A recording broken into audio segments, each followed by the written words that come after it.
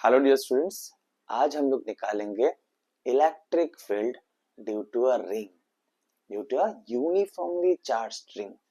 ठीक है, देख सकते हैं आप एक रिंग है स्टूडेंट्स, और उसमें जो टोटल चार्ज डिस्ट्रीब्यूटेड है वो है Q।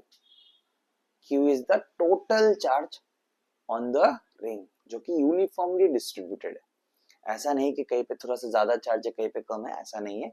चार्ज जो वो यूनिफॉर्मली डिस्ट्रीब्यूटेड है। रिंग का रेडियस क्या है? R।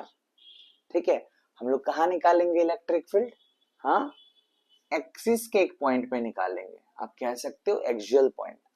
एक्सिस के, रिंग का जो एक्सिस है उसके एक पॉइंट पे निकालेंगे जिसका सेंटर से दूरी है x। ठीक है, तो यहाँ पे हमको निकालना है पूरा रिंग का इलेक्ट्रिक फील्ड। सो स्टूडेंट्स, सबसे पहले हम लोग क्या करेंगे, यहां से एक छोटा सा पार्ट ले लेते हैं, हम लोग छोटा सा एलिमेंट ले लेते हैं। ठीक है ना, यहां से हम लोग छोटा सा एक एलिमेंट ले लेते हैं। चलिए देखते हैं। छोटा सा एलिमेंट लिया हम लोगों ने यहां से। ठीक है, इसका जो लेंथ है बेटा वो है dl। ठीक है, इसका लेंथ कितना है? dl। छोटा सा पार्ट लिया हम लोगों ने, और इसमें जो चार्ज है वो है dq। सही है। तो स्टूडेंट्स, टोटल लेंथ है 2 पाई आर। टोटल लेंथ है 2 पाई आर, और टोटल लेंथ 2 पाई आर में चार्ज है q। तो ध्यान देना students, what is dq? What is dq? dq is charge in length dl. What is dq? Charge in length dl. So it is charge per unit length. Total charge by total length कर दिया तो आ गया charge per unit length. So charge per unit length multiplied by length. Clear है? dq clear है? What is dq? What is dq? dq is charge in length dl. dl length में कितना charge है वो है dq। तो कैसे निकालोगे? चार्ज पर यूनिट लेंथ, इस पे ध्यान दीजिए। Total charge by total length, charge per unit length multiplied by length, तो मिल गया मुझे charge in length dl। Clear है यहाँ तक स्टूडेंट्स? नेक्स्ट, इस छोटे से चार्ज का, यहाँ पे चार्ज क्या है? dq। इस छोटे से चार्ज का यहाँ पे इलेक्ट्रिक फील्ड किससे होगा स्टूडेंट्स? तो जहां पे इलेक्ट्रिक फील्ड निकालना है वहां पे मन ही मन पॉजिटिव चार्ज को रखना है। वहां पे मन ही मन पॉजिटिव चार्ज को रखना है। इसका चार्ज का नेचर नहीं बोला तो हम लोग पॉजिटिव ही मानेंगे। तो जहां पे आपको इलेक्ट्रिक फील्ड निकालना है वहां पे आपको रखना है पॉजिटिव चार्ज। उस पे जिस और फोर्स लगता है वही होता है बेटा इलेक्ट्रिक फील्ड का direction. So positive charge, dq is positive charge. Positive ने पॉजिटिव को करेगा रिपल्शन, पॉजिटिव पॉजिटिव को करेगा repulsion. So this is the direction of electric field. समझ में आया होगा students? This is the direction of electric field. ठीक है, इसका डायरेक्शन ऑफ इलेक्ट्रिक फील्ड किस ओर होगा? इस ओर होगा। क्लियर?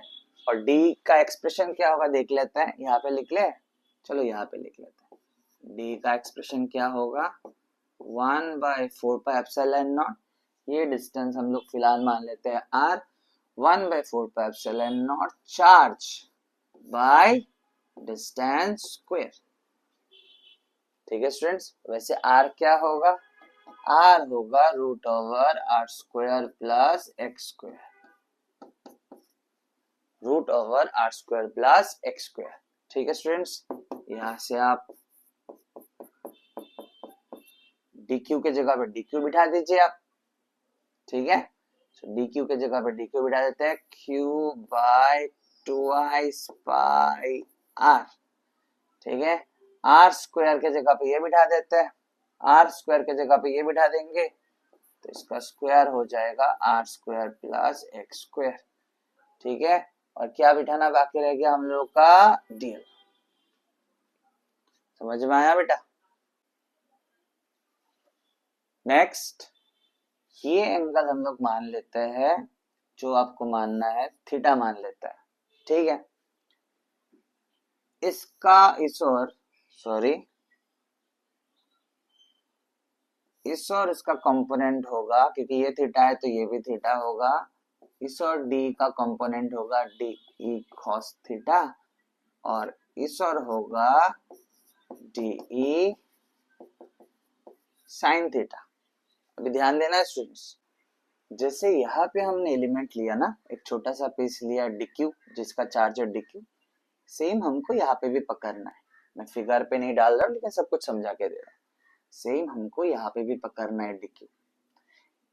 इसका इलेक्ट्रिक फील्ड आया इस ओर, तो इसका किस ओर आएगा, इसका आएगा इस ओर। ठीक है, ठीक वैसे ही इसका भी इस ओर कंपोनेंट होगा डी साइन थीटा और इस ओर कंपोनेंट होगा डी कॉस थीटा। इस और डी साइन थीटा, इस और डी कॉस थीटा। स्टूडेंट्स अगर आप ध्यान दोगे, because of opposite elements, because of symmetrically opposite elements from the ring, D sine theta and D sine theta cancel out हो जाएगा, इक्वल एंड ऑपोजिट वेक्टर्स। ठीक है, और डी कॉस थीटा जो है बेटा वो ऐड होगा। मेरा बात यहाँ पे ध्यान से सुनना है। Because of opposite elements, because it is a ring, तो कहीं पे भी आप एलिमेंट लेंगे, कहीं पे भी आप छोटा सा पीस लेंगे तो ऑपोजिट में तो एक मिल जाएगा आपको piece. So because of opposite elements d sine theta बार बार कैंसिल होगा और डी कॉस थीटा ऐड होगा। क्यों? क्योंकि एक तरफ है, वेक्टर्स एक तरफ होने से ऐड होता है, इंटीग्रेट होता है। इंटीग्रेशन भी एडिशन ही है, इंटीग्रेशन भी साम ही है। बात समझ में आया यहाँ तक? तो हमारा जो स्टूडेंट्स नेट इलेक्ट्रिक फील्ड होगा, हमारा जो नेट इलेक्ट्रिक फील्ड होगा वो होगा sum of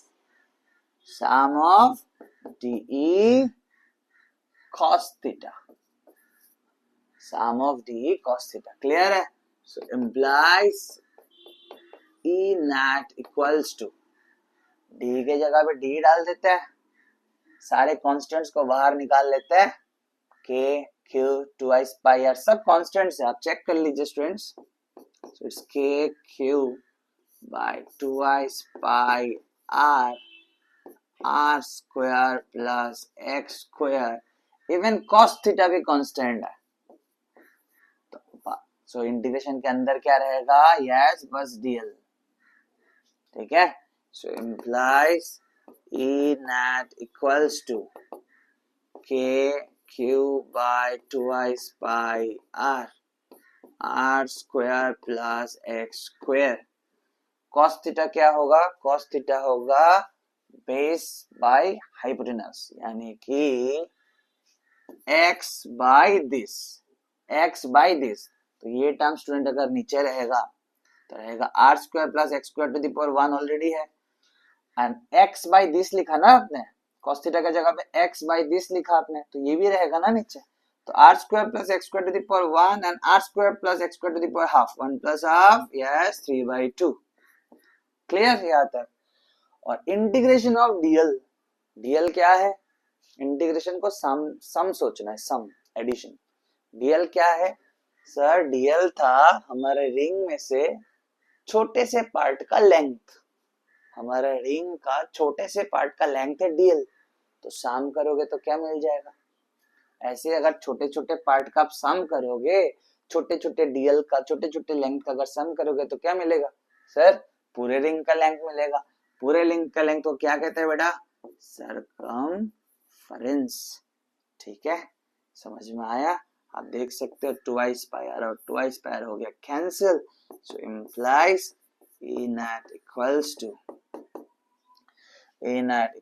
to k q x by r square plus x square to the power 3/2।